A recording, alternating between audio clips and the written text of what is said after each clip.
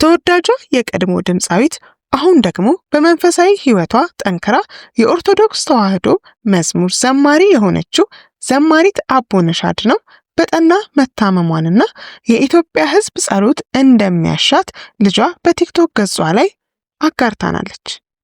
አቦነሽ አድነው ምን ገጠማት? ለምንስ ሆስፒታል ገባች? አሁን ያለችበት ሁኔታ ምን ቢሆን ነው ልጇ ለተማጽኖ በቲክቶክ ፔጅ ላይ ብቅ ያለችው? የሚሉትንና አንዳንድ በአቦነሽ አድነው ሕይወት ዙሪያ ያልሰማናቸውን ነገሮች ይዘንላችሁ መጥተናል። ተቀዳሚ ምርጫችሁ አድርጋችሁ ወዳችሁና ፈቅዳችሁ ስለምታደምጡን እያመሰገንን ዛሬ ወደ ያዝንላችሁ መረጃ አቀናን። እንግዲህ በሀገራችን ብዙ ተወዳጅነትና እውቅናን አትርፈው ረዘም ላለ ጊዜ በሙዚቃው ዓለም ካገለገሉ በኋላ ወደ ራሳቸው ተመልሰው ራሳቸውን በማዳመጥ ያሉበት ሕይወት ልክ አለመሆኑንና ፈጣሪ የሰጣቸውን ድምፅ ለዓለማዊ ተግባር ከማዋል ፈጣሪ ማመስገን እንዳለባቸው ገብቷቸው እውነታው ተገልጦላቸው የዓለምን ከንቱነት ተረድተው ወደ መንፈሳዊነት የተመለሱ በርካታ ድምፃውያኖች አሉ። ከእነዚህ ሰዎች መካከል እንግዲህ አቦነሽ አንደኛዋና ተጠቃሿ ናት። ዘሪቱ ከበደንና በዛወርቅ አስፋውንም መጥቀስ እንችላለን። ዛሬ ያነሳ ነው ግን ስለ አቦነሽ ስለሆነ ወደ አቦነሽ አድነው እናቅና። አቦነሽ እንግዲህ በቀድሞ የዘፋኝነት ሕይወቷ ከአማርኛ እስከ ጉራግኛ ከባህላዊ እስከ ዘመናዊ ሙዚቃዎችን በቆንጆ አዝያዝያምና ቅላጼ የኢትዮጵያ ሕዝብ ከዳር እስከ ዳር ስታዝናናው ከርማም ነበር። በተለይ ደግሞ በሁሉም አእምሮ ውስጥ የማይረሳውና ከሕፃን እስከ አዋቂ አንደበት ላይ የማይጠፋው የገጠሩን ሕይወት በአይነ ህሊናችን የሚያስቃኘን ሙዚቃዋ ኦ ሂጂ ይለኛል ኦ ሂጂ ብረሪ የተሰኘው የሙዚቃ ስራዋ ነበር። አቦነሽ በሙዚቃ ስራዎቿ ተወዳጅነትን ከማትረፏ የተነሳ በሀገር ውስጥ ብቻም ሳይሆን ከሀገር ውጭ በመውጣት በተለያዩ ሀገራት የሙዚቃ ስራዎቿን ማቅረብ ችላለች።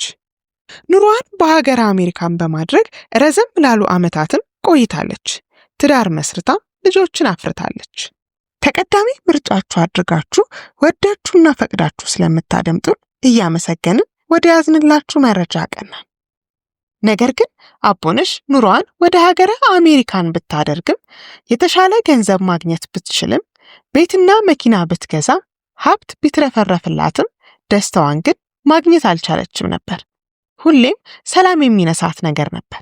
ናይት ክለብ ውስጥ እየዘፈነች እያለ ብዙዎች ከሙዚቃው ባሻገር መጠጥ እየተጎነጩና ሌሎች ነገሮችን እየተጠቀሙ ወደ አላስፈላጊ ነገሮች ሲያመሩ ስታይ የዚህ ሁሉ ነፍስ ተጠያቂ እኮ እኔ ነኝ።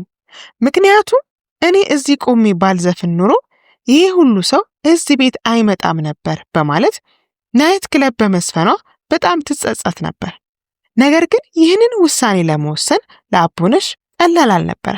ይህንን ሁል ጊዜ በአይምሯ ውስጥ እየተመላለሰ ያለውን ሐሳብ ለናይት ክለቡ ባለቤት ለመንገር ድፍን 2 ዓመት ፈጅቶባታል።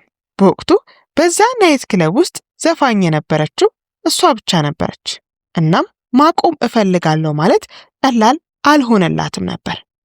ነገር ግን ከ2 ዓመት በኋላ ውስጧ የሚመላለሰውን ሐሳብ በድፍረት ለናይት ክለቡ ባለቤት ትገልጽለታለች። የናይት ክለቡን ባለቤት በድንጋጤ ምን ነው ክፍያ አነሰሽ እንዴ? ልጨምርልሽ እችላለሁ ነበር ጥያቄው። እሷ ግን ጉዳዩ የገንዘብ አለመሆኑንና እስከነጭራሹ ሙዚቃ ለማቆም መወሰኗን ትነግራውና ስራዋን ታቆማለች። ከዛ ግን አንድ ሐሳብ አይምሯ ውስጥ ይመጣላታል። ይህም ለመጨረሻ ጊዜ በኢትዮጵያ ሕዝብ ዘንድ የሚያስከብረኝን አንድ አልበም ልስራና ከዛ አቆማለሁ የሚል ነበር። ይህንንም በማለት እንግዲህ የአልበም ስራዋን ትጀምራለች። ከዛም የአልበም ስራዋን በመስራት ላይ እያለች በድንገት ትታመምና ወደ ሆስፒታል ትገባለች። በዚህ ጊዜ በድንገት የሚሞቱ ሰዎችን እያሰበች ፈጣሪዋን እንዲህ ብላ ለመነችው። 24 ዓመታትን ዘፍኛለሁ፣ እናም እባክህን 24 ሰዓታትን ስጠኝና ንስሐ ልግባ፣ ከዛም ላመስግንህ ብላ ትጸልያለች። ፈጣሪዋም አላሳፈራትም፣ የንስሐ ዕድሜን ሰጣት። እሷ እንዳለችው 24 ሰዓታትን ብቻ ሳይሆን የማያልቅበት ጌታ ድፍን 14 ዓመታትን በዝማሬና በልልታ በሽብሻቦ እንድታገለግለው እድሜን ሰጣት። እናም ስታመሰግነው በዝማሬ ስታገለግለው ከቆየች በኋላ ሰሞኑን ድንገት በጠና ታማ ሆስፒታል መግባቷን ሰማን።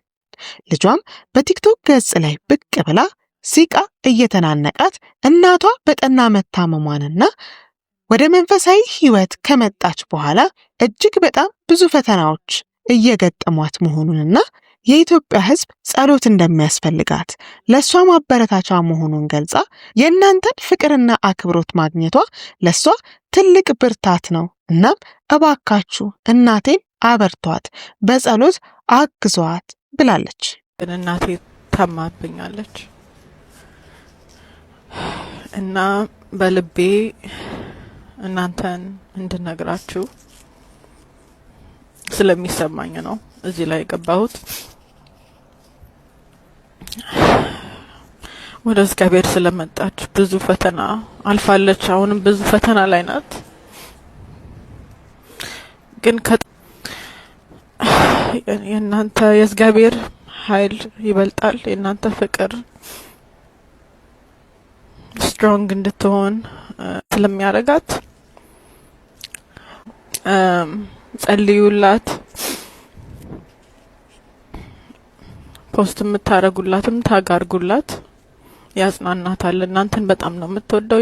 ነው ጌታ ኃያል ነው እርሱ፣ መቅደሱ ሞላው የምሕረት ልብሱ። ከፍ ባለ ድምፅ እንጮኻለን፣ እግዚአብሔርን እናመልካለን፣ ለሥላሴ ክብር እንዘምራለን።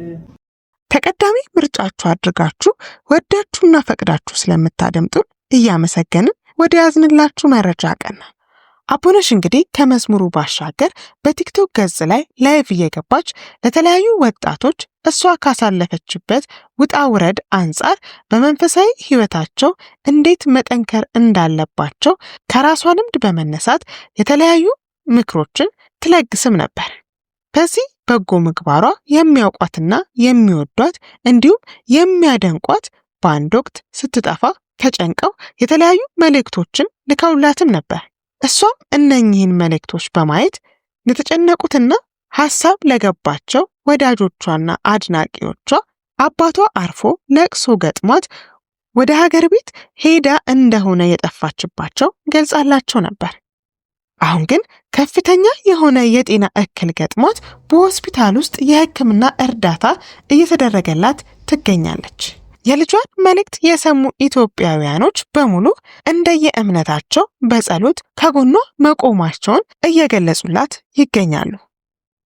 እኛም እንግዲህ የክርስትና ሕይወት ቀላል አይደለም፣ ብዙ ፈተናዎችና መሰናክሎች የበዙበት ሕይወት ነው።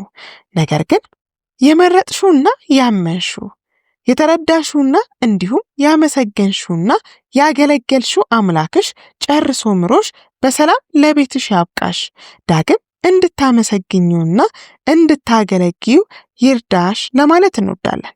ወደፊት ጤናሽ ተስተካክሎ በድጋሚ በዝማሬና በአገልግሎት ከኢትዮጵያ ሕዝብ ጋር እንደምትገናኝ እያመንን ፈጣሪ ጨርሶ እንዲምርሽ እየጸለይን መረጃችንን ከወዲሁ አገባደድን።